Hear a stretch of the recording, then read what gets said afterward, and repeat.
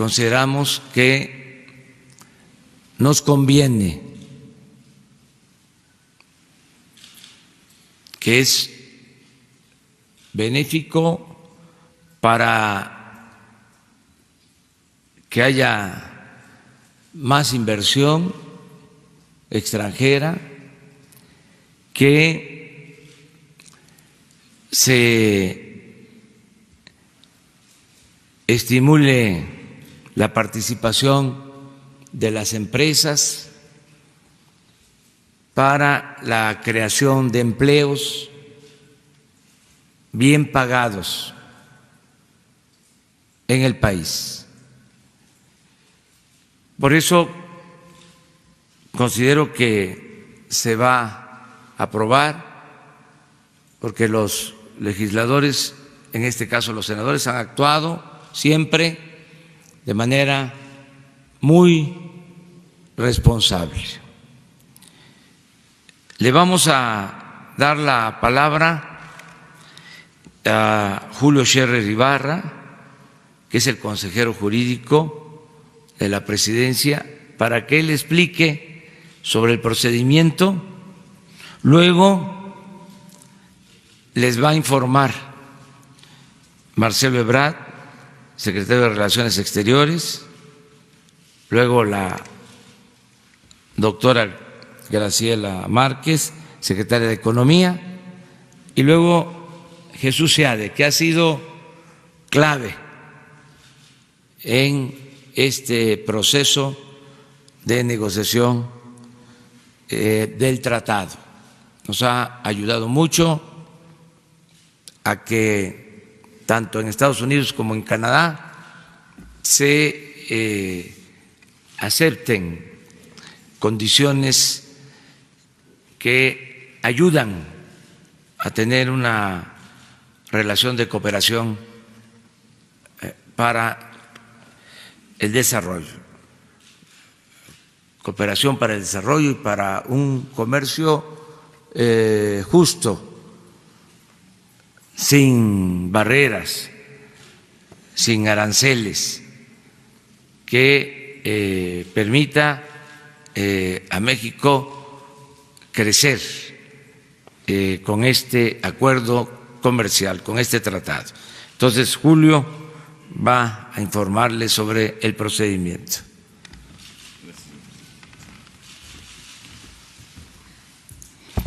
Muy buenos días. Como les comentó el señor presidente, vamos a presentar hoy en el Senado el tratado y vamos a explicar cuál es el procedimiento que vamos a llevar a cabo. El tratado entre México y Estados Unidos y Canadá fue firmado por las tres partes el 30 de noviembre de 2018 en la cumbre del G20 en Buenos Aires, Argentina. El TEMEC, como se le denomina, se encuentra pendiente de aprobación en el Congreso de los Estados Unidos de Norteamérica. En el Senado de la República no se ha recibido el TEMEC para efectos de su aprobación. En términos de lo dispuesto en el segundo párrafo de la fracción primera del artículo 76 de la Constitución Política de los Estados Unidos Mexicanos, la aprobación de los congresos en los países suscriptores puede ser paralelo o en momentos distintos. Es importante destacar que la Constitución Política le reconoce la facultad exclusiva a la Cámara de Senadores del Congreso de la Unión para terminar, denunciar, suspender, modificar, enmendar, retirar reservas y formular declaraciones interpretativas sobre tratados internacionales, por lo que en el momento en el que se reciba en la Cámara se actualiza la atribución constitucional en los términos antes señalados.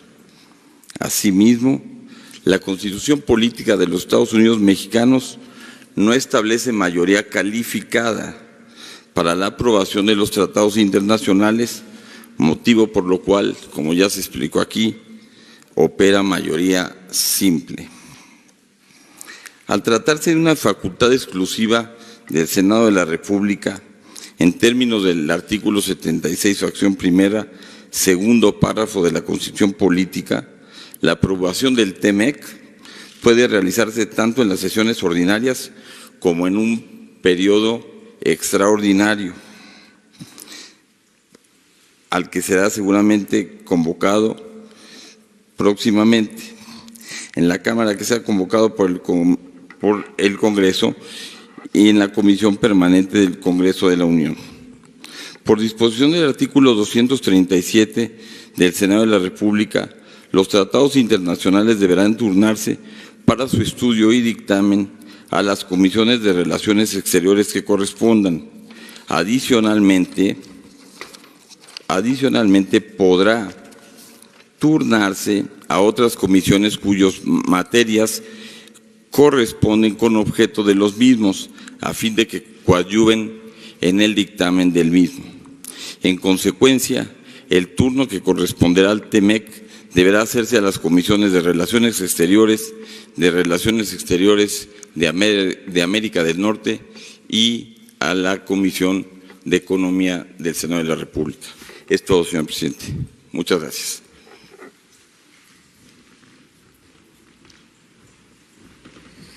Con su permiso, señor presidente, estimada y estimados colegas, señoras y señores de los medios de comunicación, se toma la decisión, como aquí ya se informó por parte del titular del Ejecutivo, de iniciar el proceso de ratificación en México, ante el Senado de la República, del Tratado México, Estados Unidos, Canadá.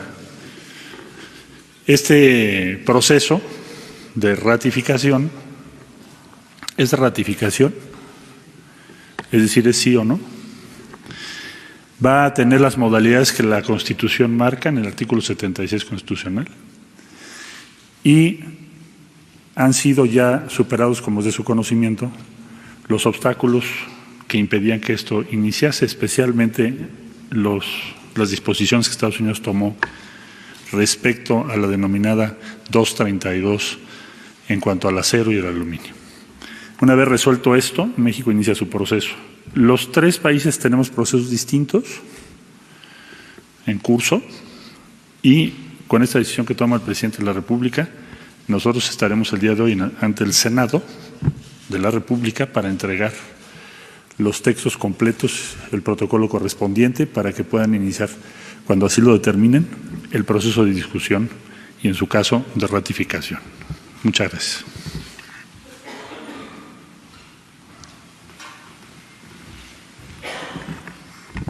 Presidente, colegas, muy buenos días a todos y todas. Tengo el gusto de participarles, como ya se ha anticipado acá, que el día de hoy estaremos entregando en el Senado el texto, el protocolo y el reporte del Tratado México, Estados Unidos y Canadá. Así se da el último paso a un proceso de modernización del tratado comercial que Estados Unidos, México y Canadá firmaron en 1994. Este proceso de modernización de ese tratado inició en 2017. A partir de agosto del año pasado, nuestro gobierno decidió acompañar el último tramo de la negociación del tratado. El 30 de noviembre se firmó el protocolo dando por concluidas las negociaciones. De entonces a la fecha hemos actualizado algunos procesos, algunos temas importantes del cual se hablará posteriormente, pero hoy lo importante a señalar es este paso, este último paso que damos en la ratificación, para la ratificación que hará la Cámara de Senadores. ¿Por qué es importante este tratado y por qué la ratificación nos abre una nueva perspectiva en la relación con nuestros dos socios de América Latina. En primer lugar, porque el nuevo tratado abrirá espacios para la inversión y el comercio, beneficiando a la actividad productiva del país. Los flujos comerciales en América del Norte, los flujos comerciales que se desarrollan entre México, Estados Unidos y Canadá, equivalen a 1.2 billones de dólares. Esta es una de las áreas de intercambio comercial más importantes de nuestro planeta. Y por eso es tan importante que nosotros demos el paso de mantener un tratado comercial en América del Norte para garantizar que en México se creen más y mejores empleos, que se beneficie la actividad productiva, que los inversionistas tengan certidumbre y certeza en el momento de invertir en nuestro país, que las inversiones lleguen a nuestro país para producir bienes para el mercado interno y bienes para el mercado de América del Norte, en donde encontrarán ventajas al no haber barreras arancelarias. Así pues, tenemos que ratificar el acuerdo de Estados Unidos, Canadá y México. Tiene una importancia muy grande en este momento. Nosotros presentaremos hoy el texto al Senado de la República. Habrá las deliberaciones correspondientes, pero seguramente los senadores tomarán en cuenta todos estos datos en términos del impacto productivo, del impacto en inversiones, del impacto comercial del Tratado México, Estados Unidos y Canadá. La modernización de este tratado, necesaria porque cambió el mundo en más de un cuarto de siglo de vigencia del acuerdo anterior, también contribuye, y en eso México también debe estar muy orgulloso de contribuir a construir una región en América del Norte de alta competitividad. Nosotros en México tenemos una plataforma exportadora muy importante y nos beneficiamos también de los flujos de inversión. Junto con nuestros socios, seguramente construiremos bienestar para México y bienestar en las economías de nuestros socios comerciales. Muchas gracias. Es cuanto, señor presidente.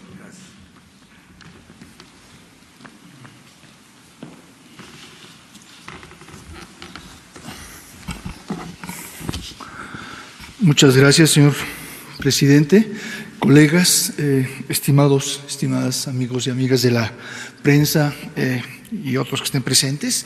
Yo lo que quiero agregar es nada más un par de palabras sobre la pregunta importante en este momento: ¿por qué hoy? ¿No? ¿Por qué ahora se da este paso?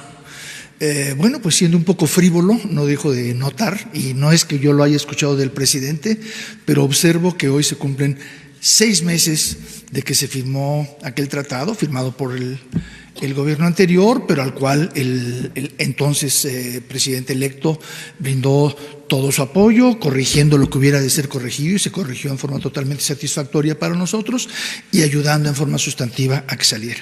Y se firma hace 6 meses. Entonces, pues parecería ser buen momento. Pero más importante, más específicamente, yo pondría a su consideración 3 factores, 3 metas cruciales que tenían que cumplirse antes de llegar a esta, de la ratificación.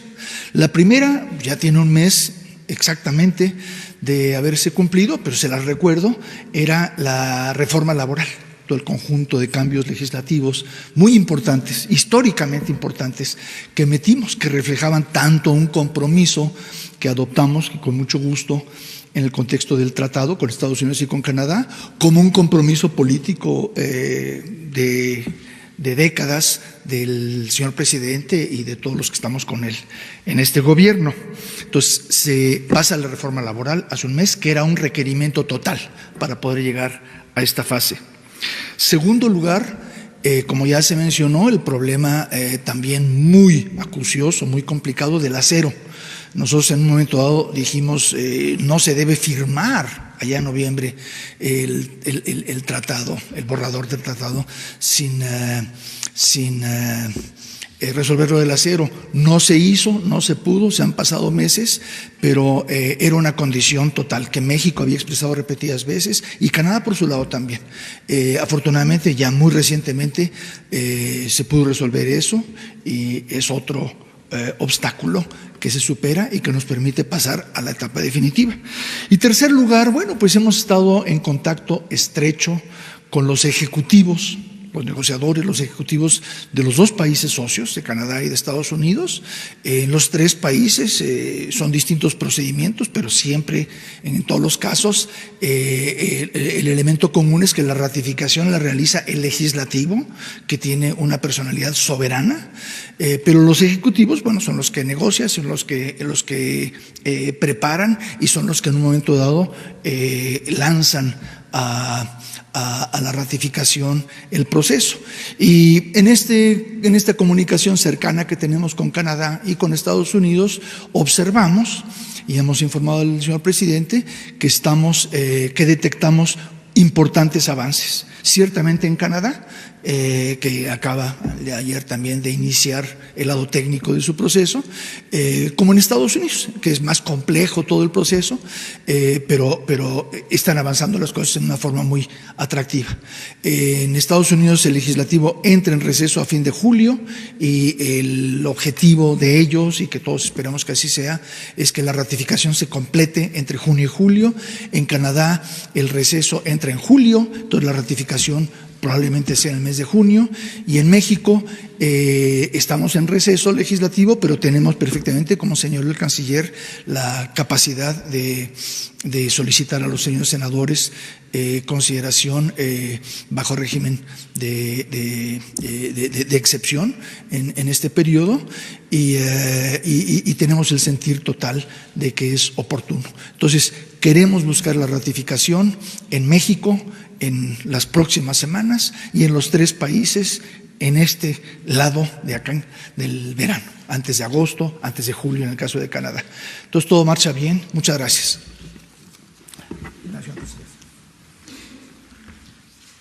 Bueno, pues esa es la información. Hoy se entrega la documentación al Senado para que se inicie el proceso de ratificación del tratado.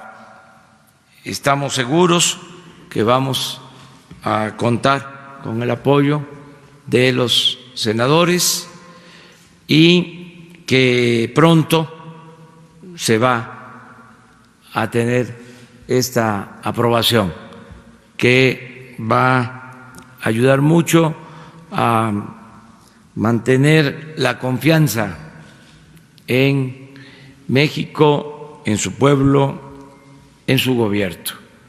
Ese es el propósito de este anuncio. Hoy por la tarde, quienes están aquí van a asistir al Senado de la República para entregar el documento principal y los documentos accesorios.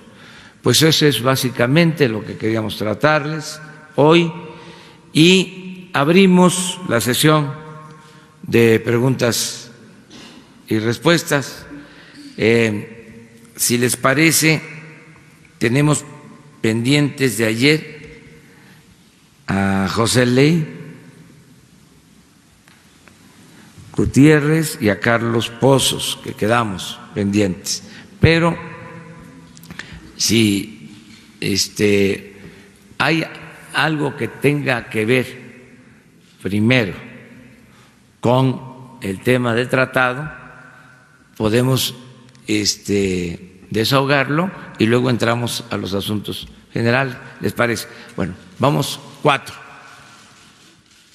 Bueno, 5. Ahí está. 1, 2, 3, 4, 5. Sara, adelante. ¿Sí? ¿Tú? Sobre… Es atrás. Sí. Es sobre el tratado. Sí, buenos días, Felipe Fierro, tiempo.com. Solamente para el secretario de Relaciones, ¿qué es lo que se contempla o qué se va a hacer para resolver el serio problema del tráfico de mercancías?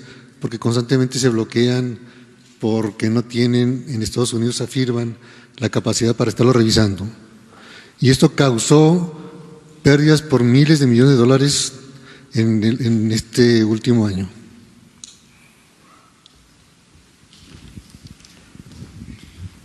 Sí, con mucho gusto.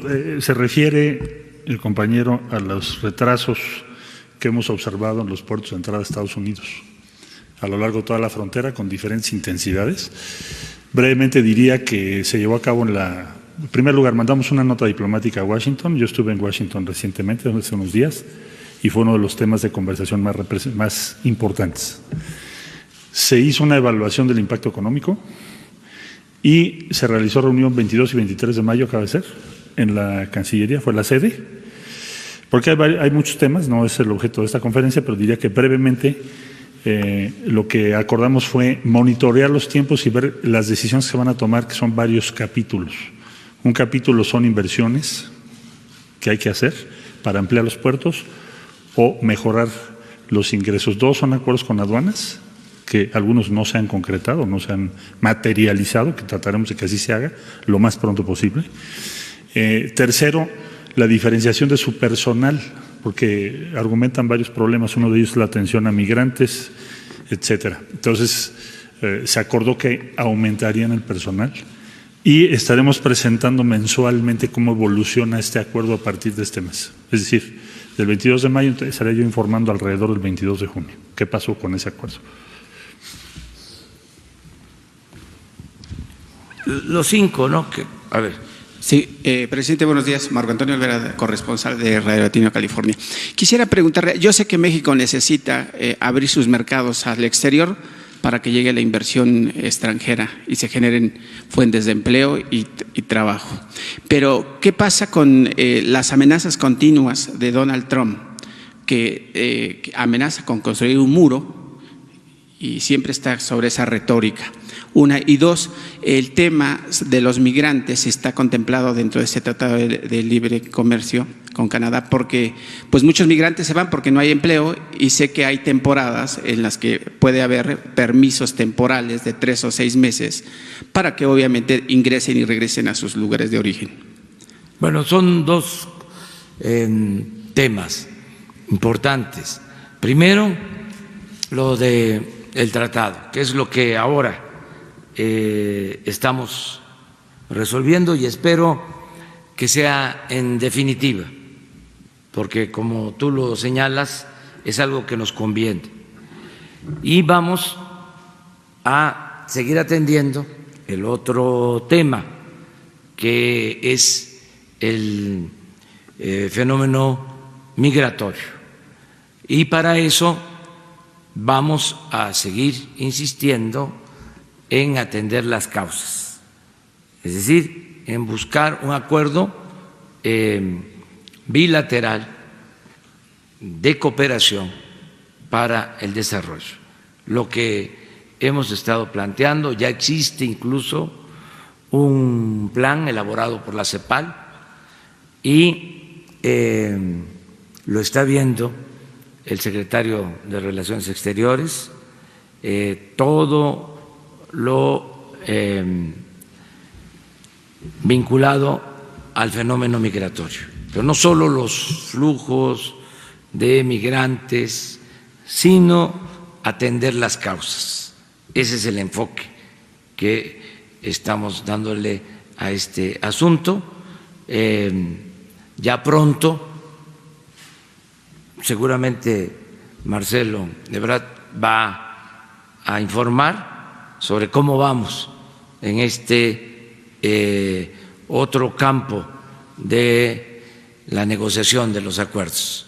O sea, dividiría yo en dos lo del tratado, que es lo que estamos ahora resolviendo, y lo de el tema migratorio. con el enfoque estructural, con un enfoque de fondo, para que haya producción, haya empleos, haya bienestar en Centroamérica, en nuestro país, y la migración se convierta en un asunto opcional, no obligatorio, que la gente no se vea en la necesidad de emigrar por falta de oportunidades o por violencia. Entonces, ese es el otro tema.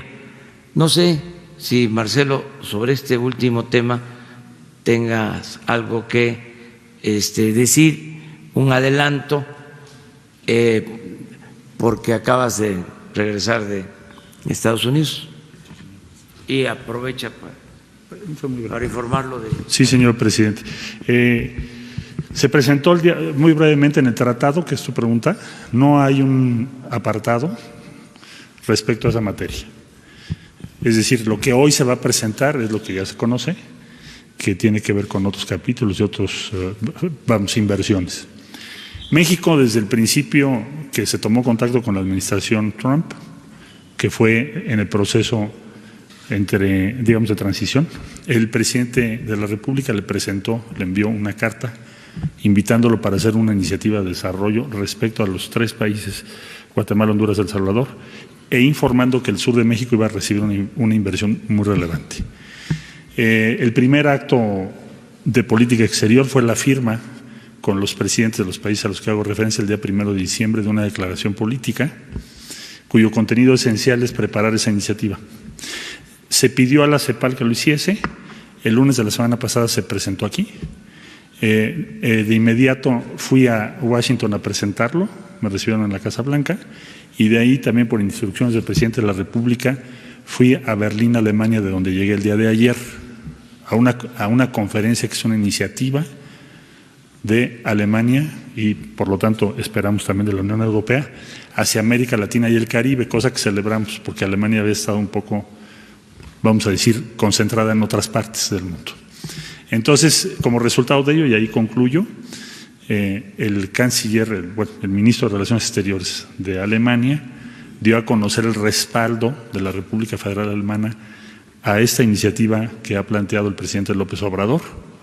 Eso va a significar muchas cosas y si se me permite, como el día de hoy es otro el objetivo de esta conferencia, en la fecha que nos indique el señor presidente de la próxima semana, informamos en detalle los avances, los montos y por qué somos optimistas sobre ello. 2, 3.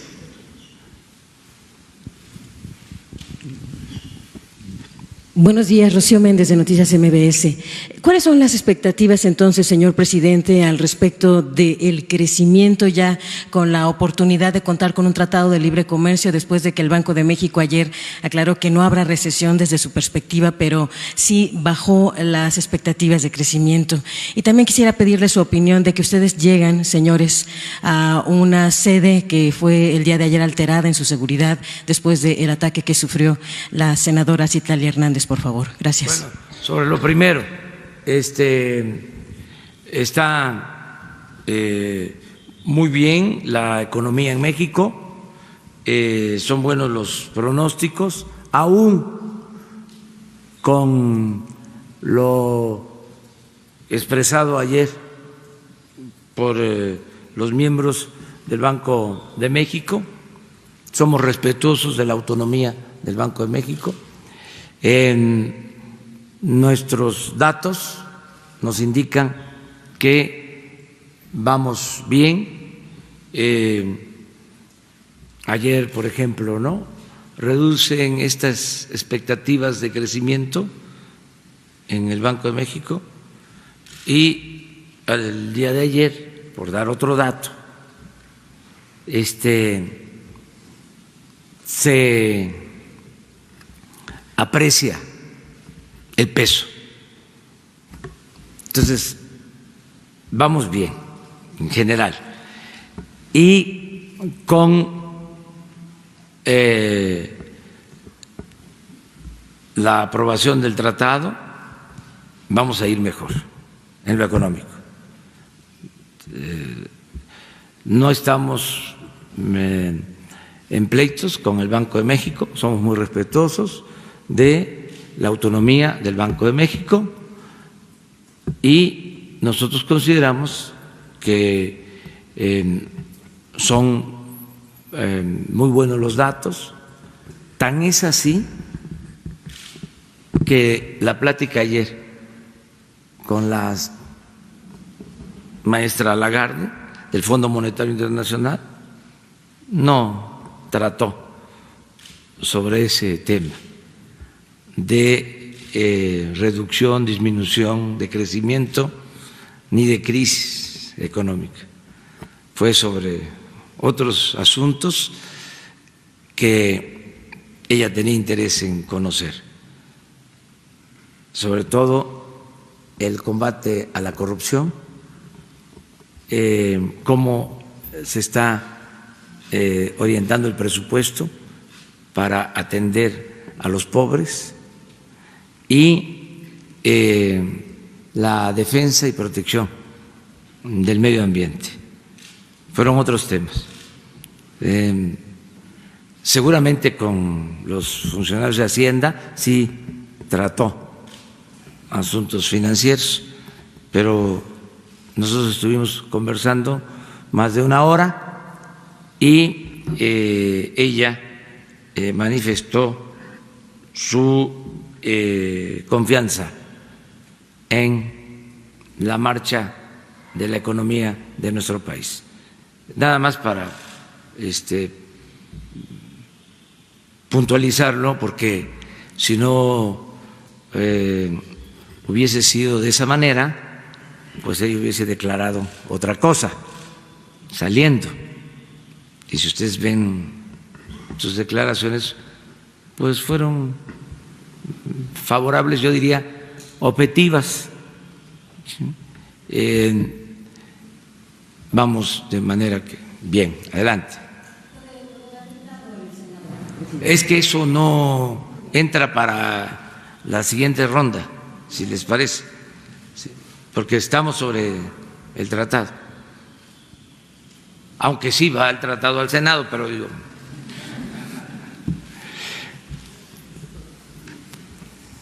Presidente, buenos días.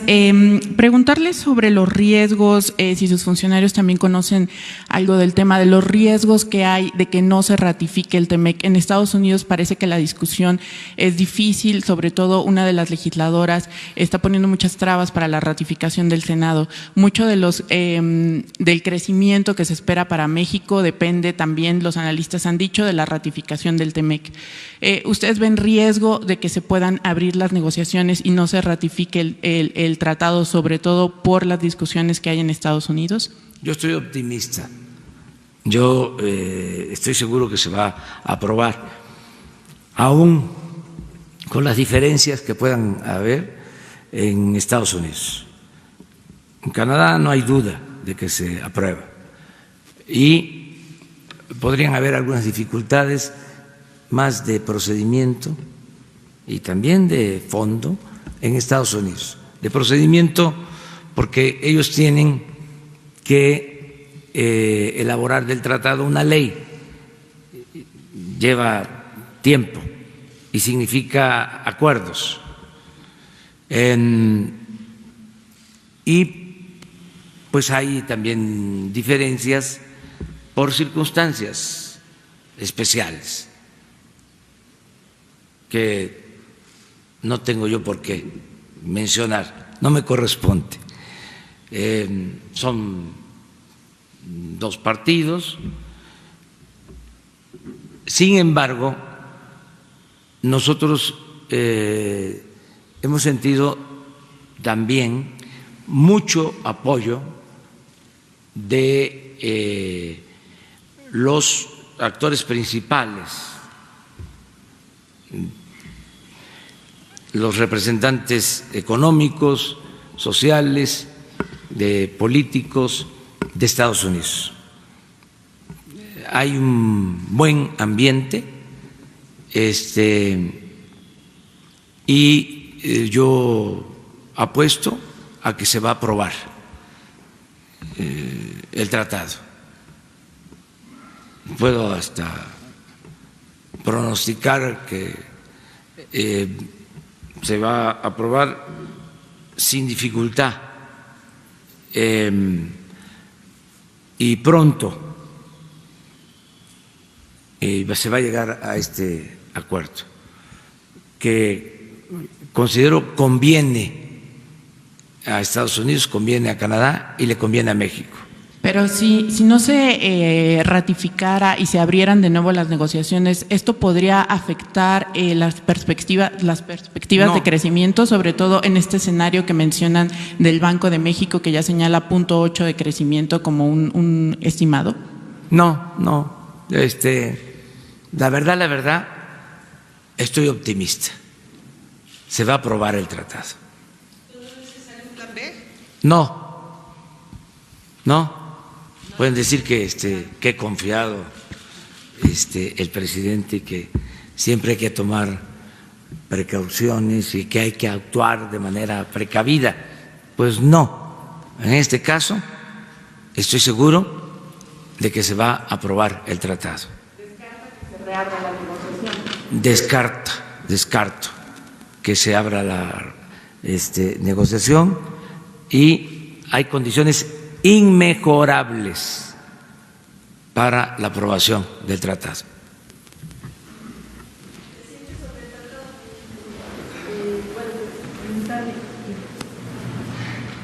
Dalila Escobar, corresponsal de Tiempo TV. Justo usted hablaba del tema de los aranceles y en el aluminio que se eliminaron y bueno, también en el acero. Altos Hornos, que actualmente está en una investigación y que tiene, bueno, principal sede Monclova, Coahuila, pues precisamente preguntarle si no existe un riesgo también de que sucedan este tipo de investigaciones en las que, bueno, pues se congelan las cuentas por las que podría incluso pararse la producción de una industria y, bueno, de una empresa que genera amplias aportaciones a la industria acerera del país. Preguntarle si no hay un riesgo que precisamente se esté dando en la ratificación del TEMEC aquí en México, bueno, que se envía al Senado en un contexto en el que se da este tipo de situaciones como el congelamiento de cuentas. No, todo se relaciona, o sea, todo tiene una relación, pero no es vinculatorio, es otro asunto. Por eso podemos hablar del tema en la segunda ronda, en la otra ronda.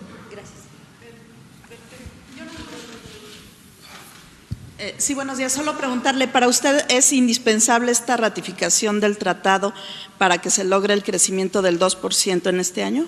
Es importante porque va a significar más inversión para México, más empleos, más bienestar. Sí es importante.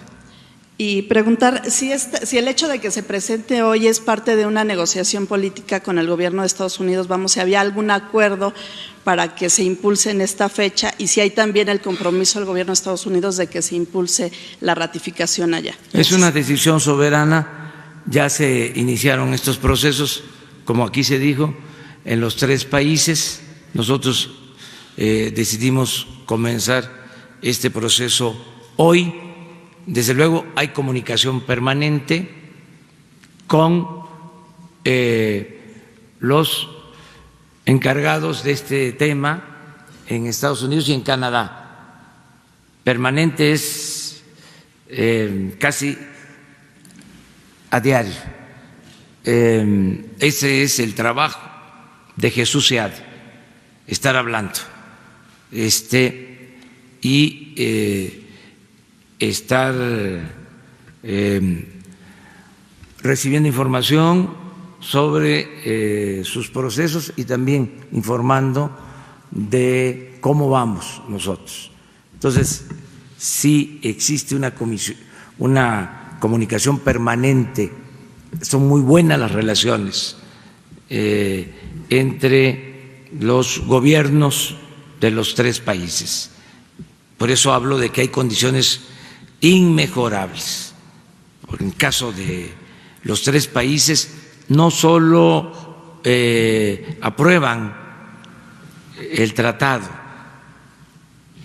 los gobiernos hay un apoyo, un respaldo de los ciudadanos muy claro en el caso de México. Todos los sectores. Yo tengo pues comunicación con todos los sectores, recojo los sentimientos de la gente y sé que hay un acuerdo general, hay una voluntad colectiva que se manifiesta a favor de la aprobación del tratado. Dirigentes sindicales que ayudaron para la aprobación de la reforma laboral, que era una de las partes, una de las condiciones para llegar a la aprobación, a la ratificación del tratado. Ayudaron mucho los dirigentes sindicales, ayudaron mucho también los empresarios, el sector empresarial, tanto en la reforma laboral como en las gestiones para que se quitara el arancel al acero y al aluminio por la importancia que tiene el tratado. Entonces, yo estoy seguro de que se va a aprobar, se va a ratificar en el Senado. Ya en el Senado, para tener los antecedentes, se llevó a cabo la reforma laboral.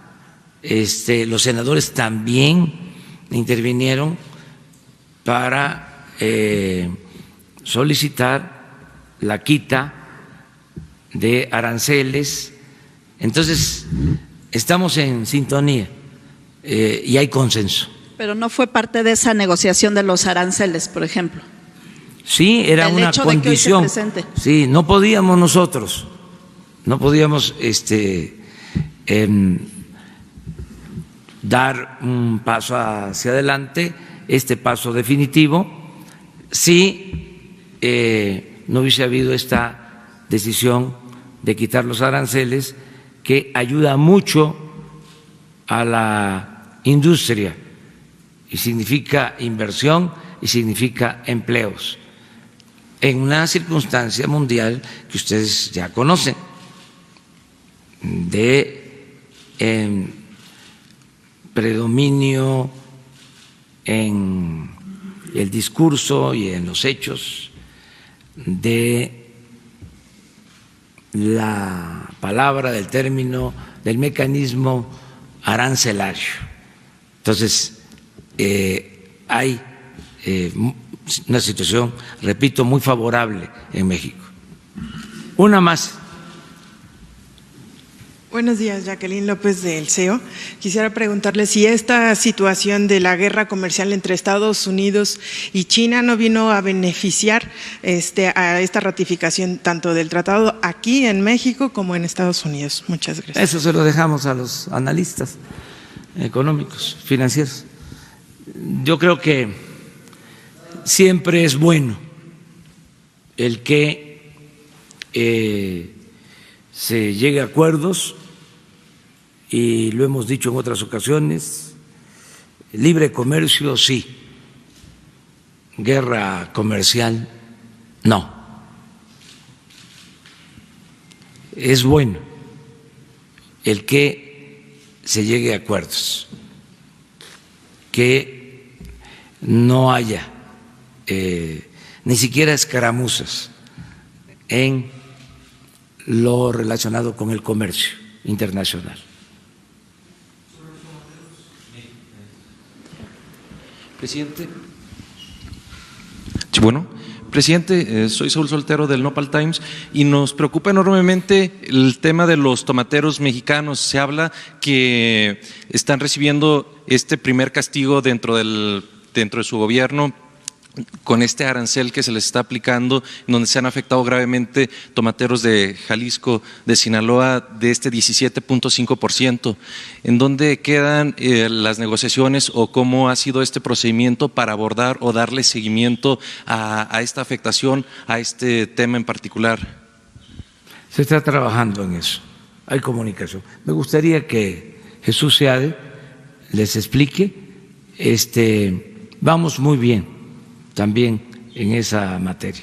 Es un proceso que se está atendiendo.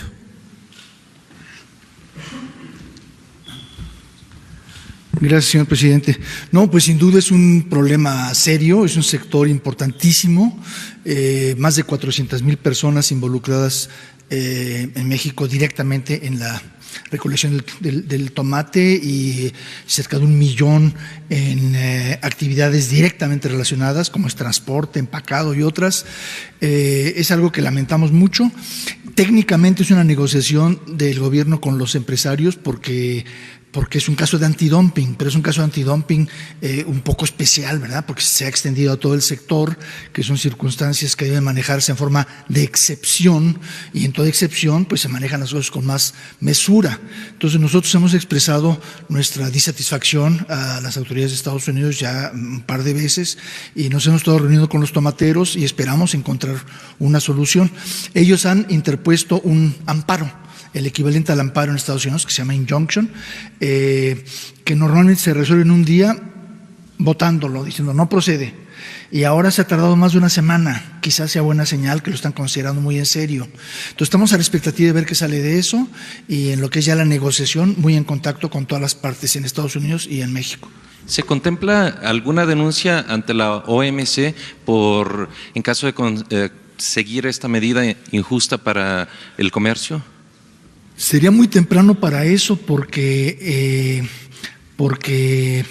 el caso de dumping como tal no ha llegado a su resolución final. Tendríamos que seguirlo viendo, pero no excluimos esa posibilidad. De momento no es lo que está sobre la mesa. Lo que está en la mesa son dos cosas: el amparo y la negociación en la cual estamos apoyando. ¿Y hay medidas sobre la mesa restitutorias para equiparar con impuestos por un monto similar al que se está generando el perjuicio o no? Bueno, pues quizá podríamos invitarlo a que colabore con nosotros porque es un buen negociador. Es algo que no excluimos, pero todavía no estamos manejando esa opción. Sí. Gracias, presidente. Bueno, ahora sí, abrimos la ronda en general y empezamos con Joselín, de ayer. Buenos días, presidente. Jocelyn Gutiérrez, de Político.mx, para preguntarle cuál es su postura sobre los recientes ataques que han sufrido algunos legisladores de Morena. Ayer por la tarde, la senadora Citlali Hernández recibió un artefacto explosivo en su oficina.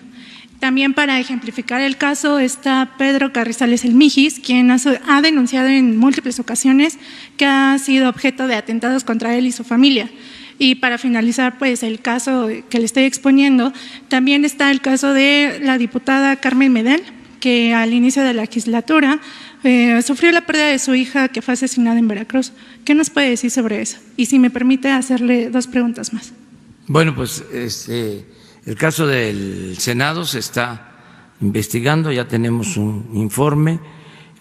Puedo decirle que está bien la senadora, que no recibió daños mayores, que sí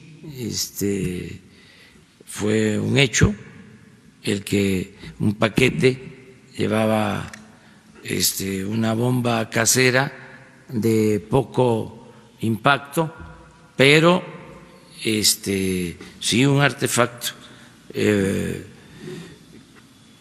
para causar daño. Ya se está haciendo la investigación, está a cargo de la Fiscalía General y se va a llegar a tener todo el conocimiento de lo que sucede y hago un llamado pues a todos para que se evite la violencia. Nuestro movimiento en la oposición siempre se desenvolvió con el principio de la no violencia. Siempre.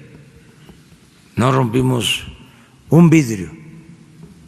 Nosotros siempre hemos apostado a la vía pacífica. Entonces hay que seguir insistiendo en eso. Nada de violencia. De los otros casos, ¿qué nos puede comentar? Lo mismo, ya se está haciendo investigación en el caso de la joven que perdió la vida en Veracruz.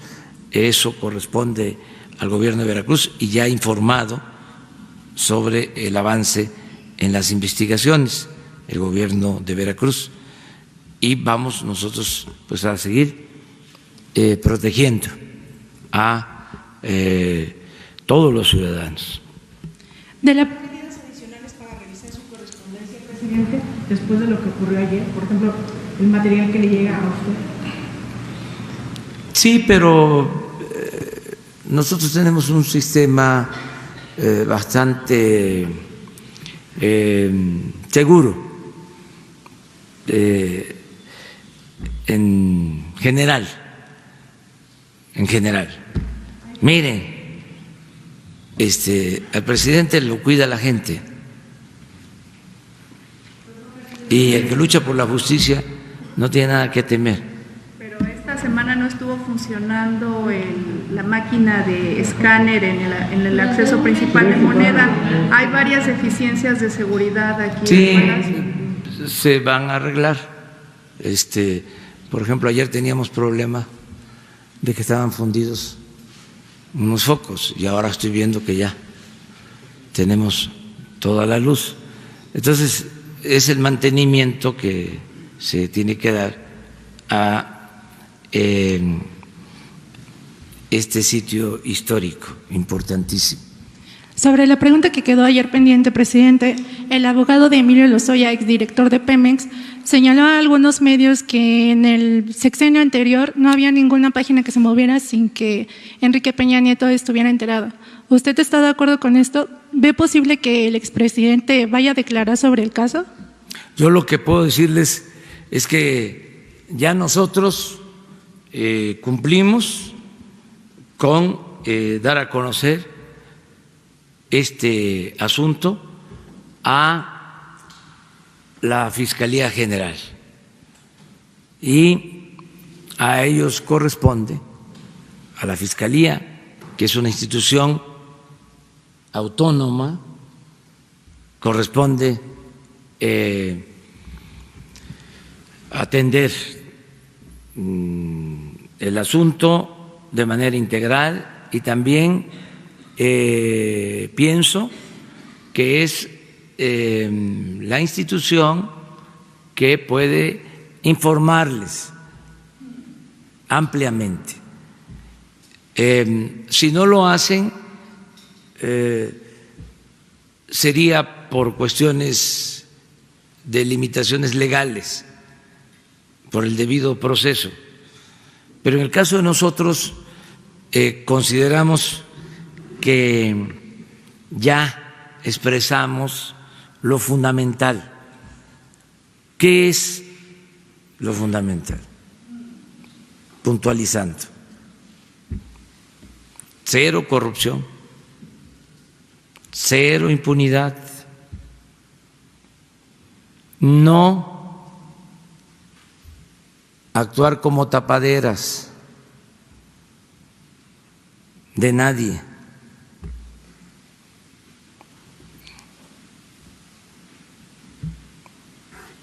nada al margen de la ley, nadie por encima de la ley.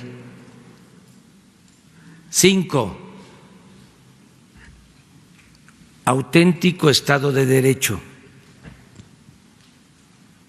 Pero en ese caso, presidente, entonces, por ejemplo… 6, cero influyentismo.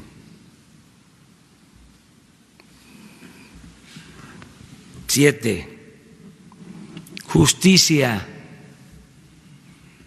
8, recuperar lo robado para devolverle al pueblo lo que le pertenece. 10, 9, no persecución. 10, no es muy fuerte la venganza. Ya salió, ¿verdad? Bueno, presidente, y entonces, ultimando la pregunta sobre su reunión con Christine Lagarde, ¿cómo nos puede definir su relación con el Fondo Monetario Internacional y si le dieron alguna recomendación? Ayer la presidenta salió hablando bien de su gobierno y no sé si nos podía ultimar un poquito más, detallar un poco más. Fue buena la conversación, ya expliqué. Nos permitió describirle cuál es la fórmula que se está aplicando. Creo que le llamó mucho la atención el que se haya decidido financiar el gasto combatiendo la corrupción y con austeridad. Esa fórmula. Se le explicó al mismo tiempo de las reformas que se han llevado a cabo con este propósito. Le expliqué de que no se consideraba delito grave la corrupción en México y que una de las reformas que se aprobaron fue precisamente la de establecer que era un delito grave la corrupción y que no se alcanzaba fianza si se cometía ese delito. Pues es que no se sabía que durante 20 años no se podía meter a la cárcel a los corruptos o no se podía meter a la cárcel a ninguna persona por hechos de corrupción porque no era delito grave. Entonces le llamó mucho la atención eso. Le platiqué de cómo estamos planteando que el presidente no tenga fuero y que pueda ser juzgado por cualquier delito y que estamos planteando lo mismo para el caso de gobernadores, diputados federales, senadores, terminar el fuero. También le interesó mucho conocer sobre el plan de austeridad, porque hay dos visiones distintas. La que predomina en el mundo, cuando se habla de austeridad siempre se piensa en despido de trabajadores, en afectar a los de abajo o recortar programas sociales, afectar la salud, afectar la educación, privatizando. Esa es la austeridad neoliberal. Una vez platicando con Corbyn, el dirigente del Partido Laborista, le dije que el plan nuestro de llegar al gobierno se iba a apoyar en estos dos ejes, combate a la corrupción y austeridad. Y me dijo, ¿por qué austeridad? Con la idea de que la austeridad era afectar a los pobres, porque esa es la concepción que predominó durante mucho tiempo. Parte de las recomendaciones, inclusive del Fondo Monetario Internacional, iban en ese sentido. Entonces, acá la austeridad es otra cosa. Tiene como inspiración el pensamiento de Juárez, de que el servidor público tiene que aprender a vivir en la justa medianía. Acá, para nosotros, la austeridad no es un asunto administrativo, sino de principios. Nosotros sostenemos que nadie puede aspirar a lo superfluo mientras existan muchos, en el caso de México millones, que carecen hasta de lo más indispensable. Nosotros sostenemos que no puede haber gobierno rico con pueblo pobre.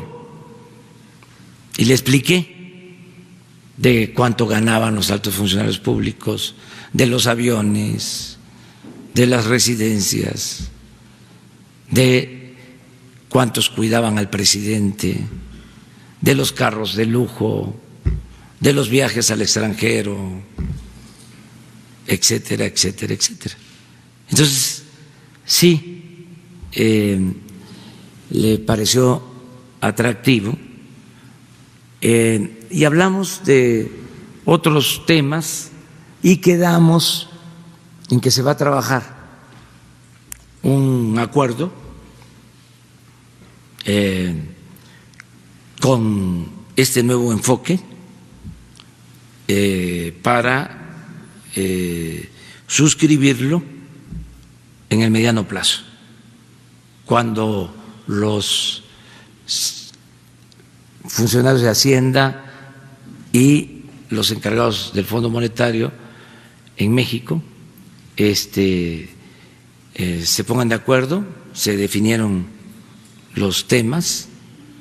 Ayer hablé un poco de eso en mi Twitter: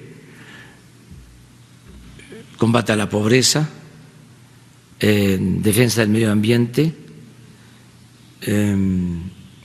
equidad, igualdad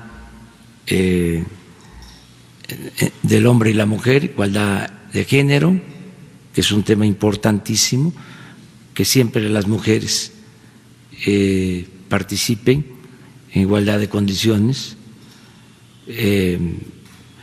y honestidad, es decir, combate a la corrupción. Son temas de otro tipo, completamente. Muchas gracias. Y sobre eso es posible, si llegamos al acuerdo, que se firme pues un documento, ya sea aquí o en Washington. ¿Para qué sería el acuerdo concretamente? Porque la relación entre el Fondo y México tendría un nuevo enfoque, sería inaugurar una etapa nueva en las relaciones. No, es que afortunadamente estamos bien, está sana la hacienda pública. No es para presumirles, pero tenemos reservas suficientes. No tenemos ningún problema. ¿En qué sentido sería, gracias, buenos días, presidente, nada más aclarar, ¿en qué sentido sería este nuevo enfoque con el Fondo Monetario Internacional? Porque durante su campaña usted en varias ocasiones dijo que si llegaba a la presidencia de la República no tendría una relación con el Fondo Monetario Internacional, porque lo culpó de ser el responsable de recomendar malas políticas económicas a México, y dijo que el Fondo Monetario era el responsable del bajo crecimiento de la pobreza e incluso de la violencia. ¿Cuál sería ahora este cambio de opinión y cuál sería entonces el nuevo enfoque con su gobierno? Gracias. Mire, yo no me acuerdo que haya dicho eso, pero aquí tengo su cita textual. a lo mejor, sí, me gustaría conocer lo que dije. Sí, manifesté de que ya la agenda no se iba a elaborar desde el extranjero, porque eso es lo que ha sucedido durante muchos años. Todo el periodo neoliberal, pues nos dictaron la agenda. Incluso los programas de desarrollo de México tenían esa orientación. Por primera vez en más de 30 años se elaboró un programa de desarrollo propio, sin esas recomendaciones, a partir de nuestra realidad. ¿Cuál era la agenda que imponían? Las llamadas reformas estructurales: reforma energética, reforma fiscal, reforma laboral, etcétera, etcétera. Ya eso no está en el plan de desarrollo. De modo que lo que estamos planteando ahora es distinto y no queremos una ruptura con el Fondo Monetario Internacional ni con ningún organismo financiero, económico, comercial, ni con ningún gobierno del mundo. Pero como país libre, soberano, pues ejercemos nuestro derecho a definir nuestras políticas. Sí, en este marco podemos coincidir,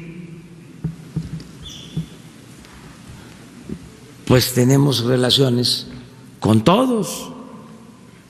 ¿Por qué no coincidir si el Fondo Monetario Internacional condena la corrupción?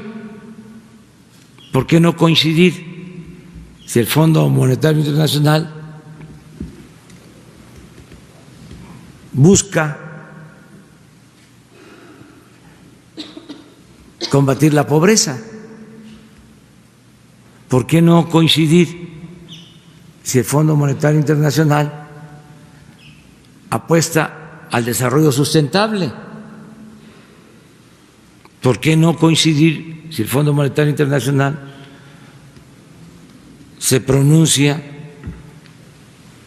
por la igualdad de género? En eso estamos totalmente de acuerdo, es la nueva relación. De todas maneras, me gustaría, no es un emplazamiento, ni tampoco es obligatorio, pero me gustaría saber si dije que no íbamos a tener relaciones con el Fondo Monetario Internacional. El otro día comenté algo, porque se me vino a la memoria un libro que pues yo creo que leí hace 20 años, de Krause, un libro interesante, La democracia sin adjetivos. Sí, si no 20, sí 15 años. ¿Cuándo? No, es de 85, pues entonces más. Sí, entonces me acordaba yo de que él habla ahí del AMPA del periodismo, o AMPA periodística. O sea, me vino, sí, en ese momento, en ese instante, a la memoria, y él dijo que no. Estoy seguro que se le olvidó, porque no iba a negar algo, ¿no? Escrito.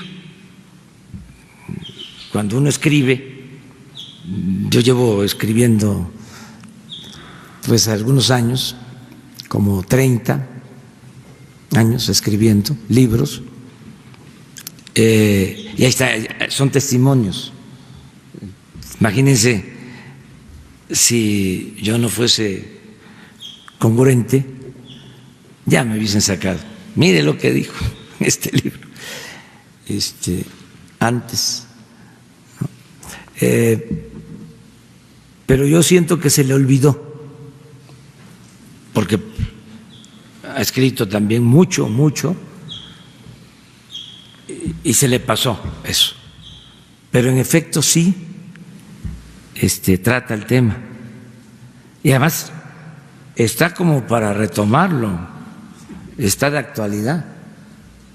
Nada más porque va a generar más polémica, pero la página que dedica al tema es buenísima, porque habla de cómo don Daniel Cosío Villegas decía, y es cierto, que en vez de usarse la libertad de expresión, se negociaba con la libertad de expresión. Y se hablaba de que el periodismo, se dice en ese libro, que el periodismo debía convertirse en una escuela política, en pedagogía. O sea, está muy bien. ¿Qué pasa? Que pasaron los años, son otras las circunstancias. Así es esto, ¿no? Pero ningún problema con Krause, ni con nadie. O sea, estamos aquí comentando sobre estos temas. Por lo que planteas del Fondo Monetario, sí, o sea, no estoy diciendo que no lo haya dicho, me estoy protegiendo por si las dudas, porque mande. Pero sí dijo que solapó la corrupción de México. Ah, eso sí, no, eso sí, pero que dijiste que no íbamos a tener. Que no iban a adoptar las mismas políticas. Ah, no, eso sí lo dije, no, eso sí, ni lo busques, seguro que lo dije. Y además no la estamos adoptando, es otra cosa. Ah, también, sí, también. También. Pero es una etapa nueva. Creo yo que estos organismos están cambiando. Esa es mi apreciación. Por las nuevas circunstancias, ya no se pueden seguir aplicando las mismas políticas de hace 20, de hace 30 años, ya. Eso fracasó. Entonces, sí hay un proceso de ajuste, de reacomodo en sus políticas y también la adopción de nuevas políticas. Yo aquí he comentado muchas veces que los tecnócratas nunca tomaron en cuenta,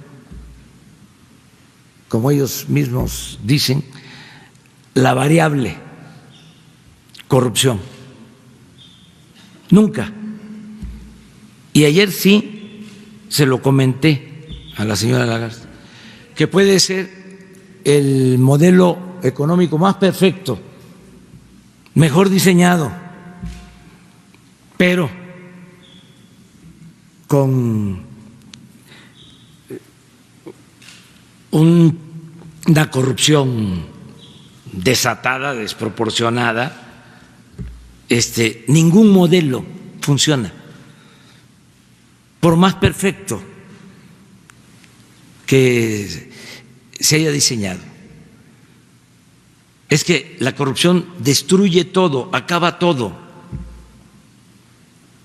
Entonces, yo sí tengo una explicación, pero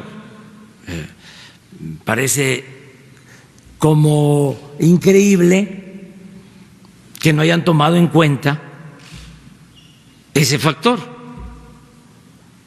¿Cómo va a haber crecimiento económico con la corrupción que había en México? En ninguna parte del mundo hay crecimiento económico con niveles altos de corrupción. Es elemental. Entonces, eso no se tomaba en cuenta.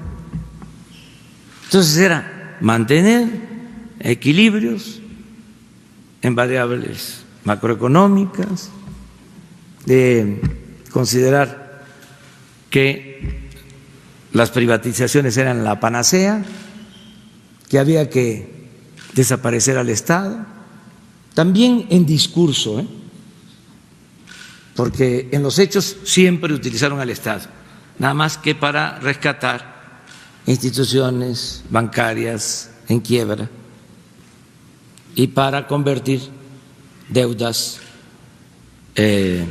privadas en deuda pública. Para eso utilizaban al Estado. Pero en el discurso era diluir al Estado, que reinara su majestad el mercado, que de esa manera se iba a resolver todo, que si llovía fuerte arriba, si le iba bien a los de arriba,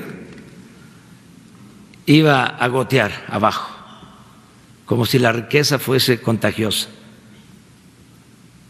Pero ese era el esquema, el modelo o la concepción que se impuso. Ya eso ya cambió. Yo creo que ellos ya tampoco se atreven a estar diciendo esas cosas, esos sofismas. Ya se ha evolucionado. Y qué bueno, ¿no? Por el bien de todos.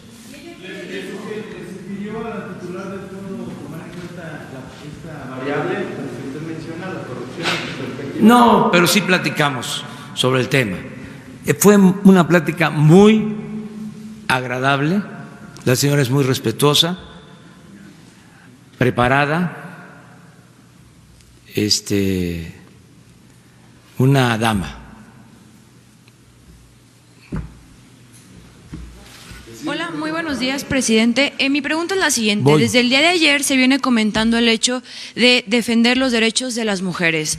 Hay un tema muy delicado actualmente y creo que no se ha tocado lo suficiente.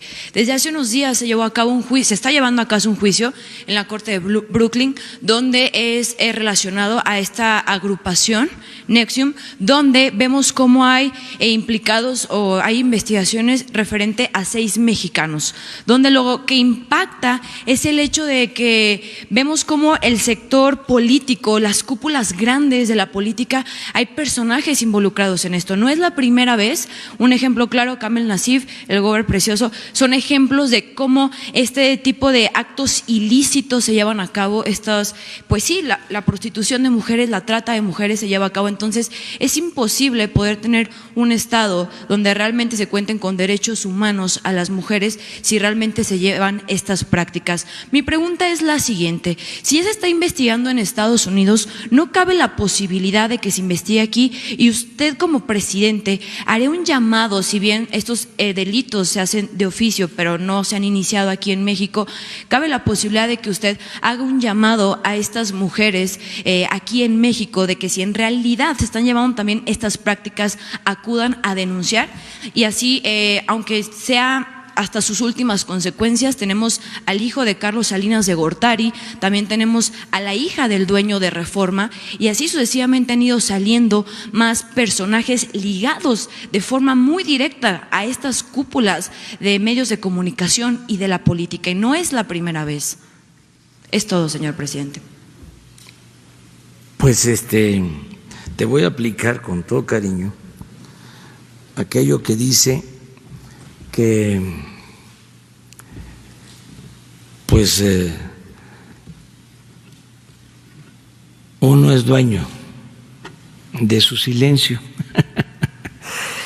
No voy a contestarte, no voy a contestar tu pregunta, porque es un asunto que están viendo las autoridades correspondientes y no quiero meterme con familiares de políticos o de personajes de la vida pública. No creo que sea conveniente. Siento que no debe el presidente de México, por su investidura, meterse en esos temas. Debemos ser todos respetuosos. Lo dije hace unos días. Vamos al debate, ¿sí? Pero cuidemos eso. Te ofrezco a ti una disculpa por no responderte.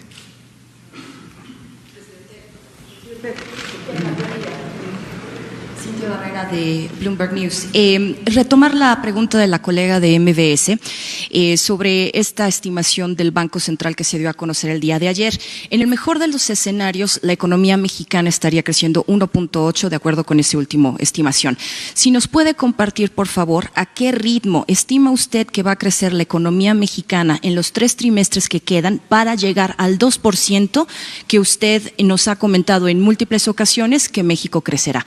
Y tengo otras dos cosas y una para el canciller Ebrard después. En el reporte del Banco de México, si se lee bien, ya se habla de crecimiento futuro en la economía, que la cifra corresponde al primer trimestre y que se avisora mayor crecimiento en los 3 trimestres que faltan. Entonces vamos a esperarnos. Está abierta la apuesta de que vamos a crecer al 2, como lo estimamos. Correcto, pero hoy día las cifras no respaldan esa estimación. El mismo banco dice que su informe es en el trimestre y el mismo banco dice de que al futuro se va a crecer. Pero alcanzará ese crecimiento para llegar al 2%. Vamos a ver, yo sostengo que sí, pero también respeto a los que opinan que no se va a alcanzar esa meta. En este reporte que usted menciona, se habla de que hay una debilidad en cuanto a la producción industrial. ¿Qué va a hacer el gobierno de México para subir esa producción, para fortalecer ese rubro que es el que está dañando? Nosotros tenemos otro dato. ¿Qué sería? Tenemos que está creciendo la inversión nacional y la inversión extranjera. En este trimestre al que se hace mención, creció la inversión extranjera. ¿Puedes dar un dato sobre eso, sobre crecimiento de inversión? Y en el caso de la producción industrial, ahí, ¿qué es lo que se va a hacer en particular para fortalecer ese rubro? Gracias. La Secretaría de Economía recauda las cifras, registra toda la inversión extranjera que llega al país.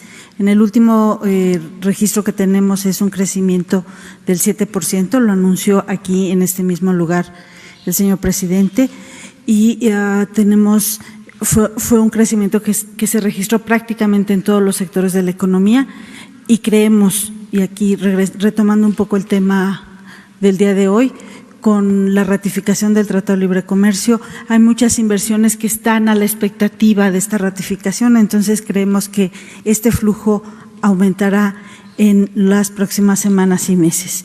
En cuanto a qué podemos hacer en términos de la actividad industrial, el Gobierno de México está, ustedes saben, haciendo una inversión muy fuerte en obras de infraestructura, está reactivando sectores de la economía que no habían recibido atención. Esto de suyo genera unos efectos positivos en las cadenas de proveeduría, en las cadenas de abasto. Tal es el caso, por ejemplo, de la producción de tubos y de la producción de maquinaria para la industria petrolera. La exploración y la producción, la reactivación de la producción petrolera en pozos que habían estado abandonados o habían salido de la producción, ha generado una demanda muy importante de insumos que ha reactivado el sector manufacturero. Algunas ramas del sector manufacturero ya están sintiendo este efecto. Lo mismo podemos decir en cadenas de proveeduría en otras ramas industriales, particularmente en el Bajío, y los efectos positivos que ha tenido la zona libre de la frontera norte, donde inversión nacional y extranjera se ha beneficiado de los estímulos fiscales y ha aumentado la producción en algunas ramas, entre otras electrónica. En este sentido, ¿cuál sería la estimación que ustedes manejan para la inversión directa, la inversión extranjera directa al cierre de 2019, dado que ya están mencionando que hay ciertos indicios de una recuperación? Las estimaciones tienen que ver los efectos de no solamente el Tratado de Libre Comercio, sino del desempeño de la economía internacional. Nosotros creemos que va a continuar creciendo la llegada de capitales extranjeros, e insisto, no solamente por la ratificación, sino también por las licitaciones que realizará el gobierno mexicano en Tren Maya, en el Transísmico y en otras obras de infraestructura. Comprometerse a un dato de inversión extranjera es mucho más complicado que un dato de crecimiento de la economía, toda vez que depende de factores que nosotros controlamos y de muchos otros que no están bajo nuestro control. Okay, gracias. Muy amable, gracias. Presidente, una pregunta adicional de mi parte y después, si me permite, una para el canciller Ebrard. En el caso de Pemex, la semana pasada ya se anunció con mucho más detalle este programa de ciertas exenciones fiscales, en el caso de impuestos concretamente, para aligerar su carga, ¿no? La carga fiscal que tiene hoy día. Independientemente de ese anuncio que hizo Pemex, ¿usted está considerando, junto con su equipo, medidas adicionales para fortalecer la salud financiera de Pemex? ¿Y cuáles serían? Hasta ahora no. ¿Eso sería sí, hasta dónde van? ¿De aquí al 2021? Ya prácticamente se firmaron todos los contratos para trabajar en 21 campos petroleros este año, ya se está perforando, ya se estabilizó la caída en la producción petrolera, ya va a empezar a aumentar la extracción de crudo, nos ampliaron este crédito revolvente de $8,000 millones para Pemex, no se ha usado, es un buen aliento, una reserva de $8,000 millones disponible por si las moscas, por si se necesitara. Además, ya se decidió quitarle carga fiscal a Pemex. Entonces, consideramos que Pemex va muy bien y con eso sería suficiente. Sí. Perfecto. ¿Me permite una pregunta para el canciller? Sí, por favor. Sí. Canciller, buen día. Sobre su visita hace unos días a Berlín, ¿tuvo usted conversaciones directamente con representantes del sector automotriz, caso concreto de Volkswagen? Y si nos pudiera comentar qué es lo que se platicó, qué acuerdos se están buscando, cómo se puede fortalecer la industria en el escenario económico por el que transita México hoy día. Gracias. Sí, desde luego. La conferencia a la que hice alusión estuvieron presentes, estuvo la Volkswagen, que representa la sección Latinoamérica de la confederación patronal en el caso alemán. Estuvo Siemens, BMW, Audi, Mercedes-Benz, prácticamente toda la industria automotriz y aeronáutica que ya tiene algún tipo de relación. Como usted sabe, muy recientemente tuvimos la visita de Airbus. Ellos son socios muy importantes. Entonces, respecto a la industria automotriz, lo que les interesaba principalmente es cuáles son la aplicación, la hoja de ruta que México va a seguir para la implementación de las reglas de origen, cómo se van a medir, cómo se van a valorar. Y seguramente la noticia que el día de hoy ha dado a conocer el señor presidente de la República va a ser una señal muy poderosa para las inversiones que tienen planeadas. Su planeación de inversiones es por décadas. Y debo decir que la industria automotriz alemana es una de las industrias que ha asumido más riesgos de entrada en inversiones en el exterior. Ahí tiene usted el caso pues, de la misma experiencia mexicana. Volkswagen fue de las primeras empresas que llegaron a México en la etapa del desarrollo estabilizador. Se asumieron el riesgo de invertir en el país. Lo mismo en China. Volkswagen fue una de las primeras empresas automotrices que llegó a ese país. En resumen, ven con mucha simpatía las normas y que se llegue a un acuerdo comercial con Estados Unidos y el Canadá, y estarían a partir de ahora esperando lo que es la implementación de las nuevas reglas de origen. Próximamente, como usted sabe, se va a inaugurar en México la planta BMW, que es muy importante, es una de las plantas más grandes que tienen en el mundo, y lo que percibí en esta conferencia es un mensaje muy positivo. La pregunta que se hicieron las empresas durante la conferencia es cómo podemos aumentar la inversión alemana en México. Hoy México es el principal socio de Alemania en América Latina, por encima del Brasil. Somos el socio número 1. Y eso no solo va a continuar, sino que pienso, por lo que escuchamos en la conferencia en Berlín, se va a ampliar en los próximos años.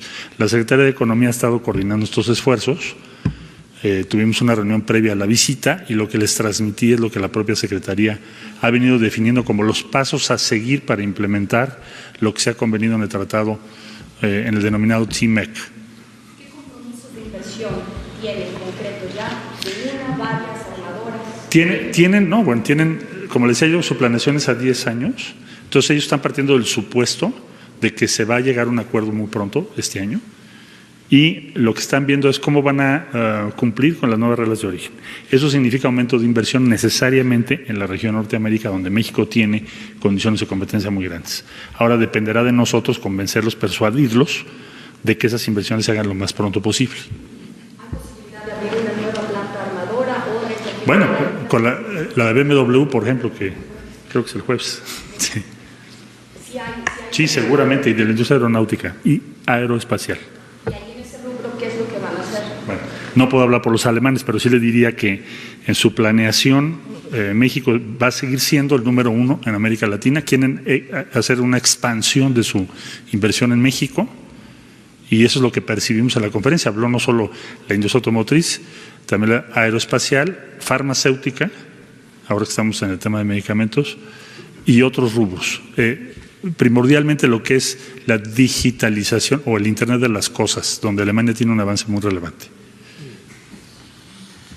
Bueno, ya nos quedamos así porque tengo precisamente una reunión con banqueros, sí, fuera del edificio.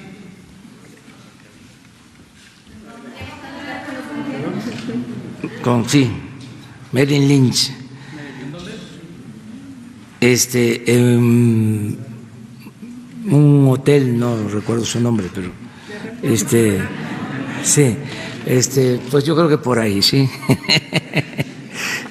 Muy bien. Mañana usted, los tres, vamos, mañana empezamos. Vienen directivos de otras partes del mundo y me invitan a esta reunión. Pues ellos me invitan, yo no sé, seguramente van a informarles a ustedes, pero no depende de nosotros. Sí, ¿mande? Sí, regreso aquí. Tengo otras reuniones. Pues miren, les adelanto, hoy voy a comer con gobernadores de un partido, del Partido Acción Nacional.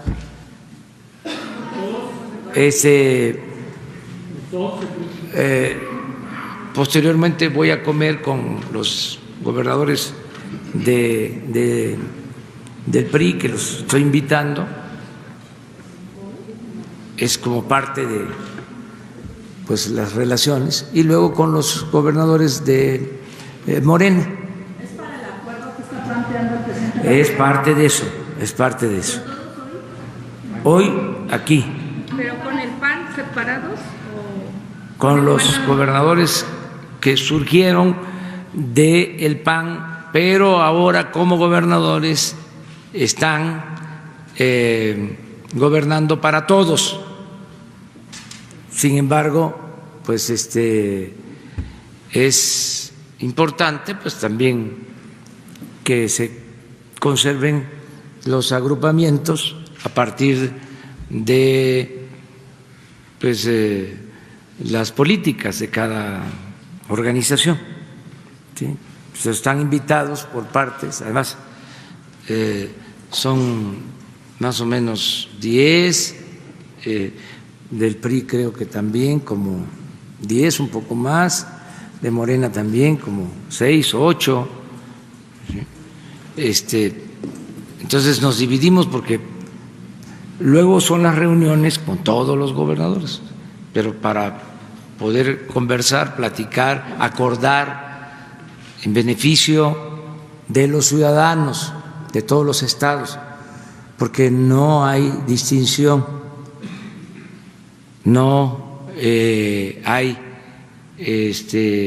gobernadores preferidos, porque entonces se afecta a los ciudadanos de otros estados. Y yo tengo que gobernar, y es mi obligación, gobernar para todos los mexicanos. Muchas gracias. No, esto no es. Nosotros ya tenemos resuelto la situación económica, financiera, vamos muy bien y de buenas. Presidente, ¿reportará su seguridad del Senado? No. Canciller, ¿a qué hora van al Senado? ¿A qué hora van